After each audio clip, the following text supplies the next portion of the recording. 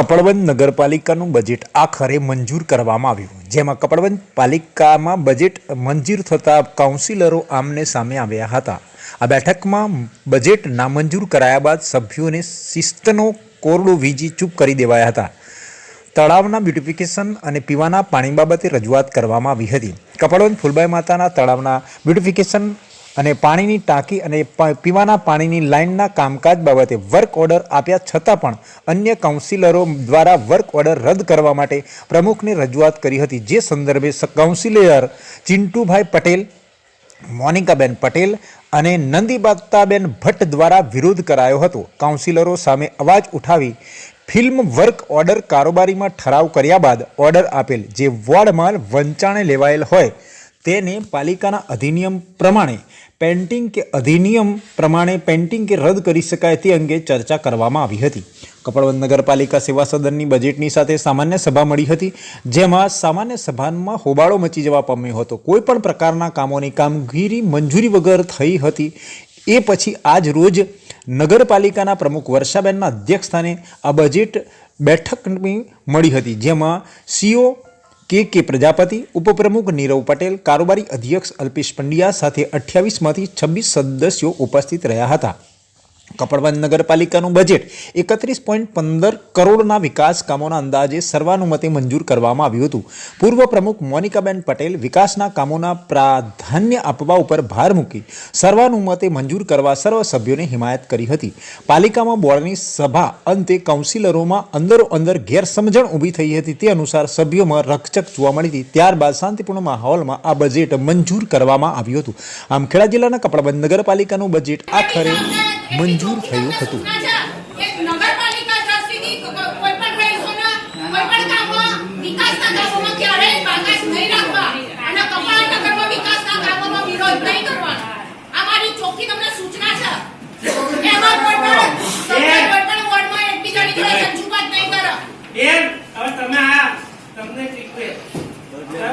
કાર્યવાહી નથી હોય ચર્ચામાં બધા બોલી શકે, દરેક અધિકાર છે।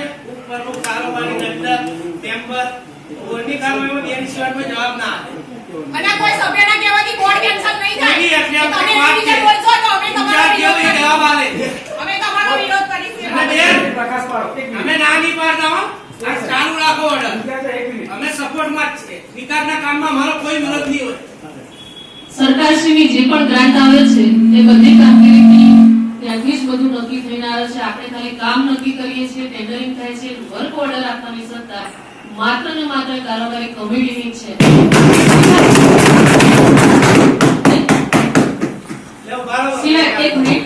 સિવાય કોઈ વ્યાજબી કારણ આખી જનરલ સભાને લાગે અને એ રિવ્યુમાં લે તો વાત જુદી છે। એમાં વ્યાજબી કારણ જોઈએ, બહાલીમાં આવે ને બહાલીમાં આવે, પણ કારોબારીનો વર્ક ઓર્ડરનો મુદ્દો છે એને એકદમ એબ્સોલ્યુટ પાવર બે વંચાણે લેવાના હોય, વંચાણે લેવાનો શબ્દ રાખો, કઈ દો તમે વંચાણે લેવાના હોય તો બેન કાલે તમારી જોડે જે અધિકાર પદાધિકારી જોડે ચર્ચા થઈ તો આપણે ના કહી દઈએ ના। મને વર્ષાબેને પાછળથી કહ્યું કે આ વર્ક ઓર્ડર રદ કરવાનું પૂછો, મને એમણે ના ના બેન તમને સાહેબે કીધું છે, સાહેબે તમને બોલવા કીધું છે, તમને સાહેબે કીધું છે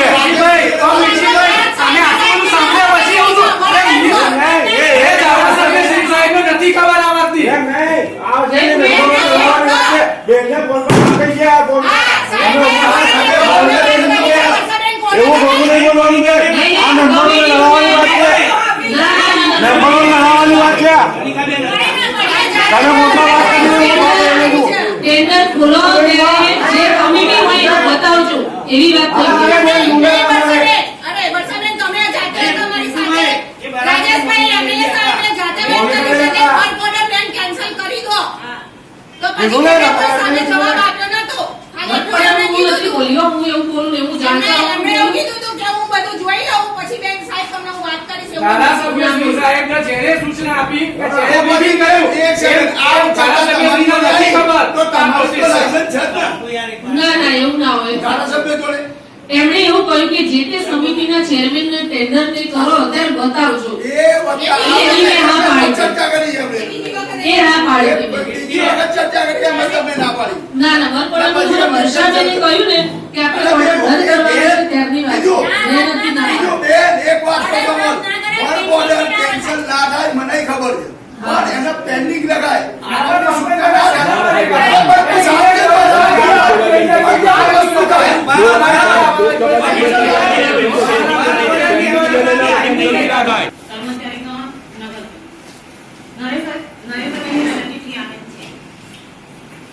બોર્ડની કાર્યવાહી શરૂ કરી છે. Number 1 number 2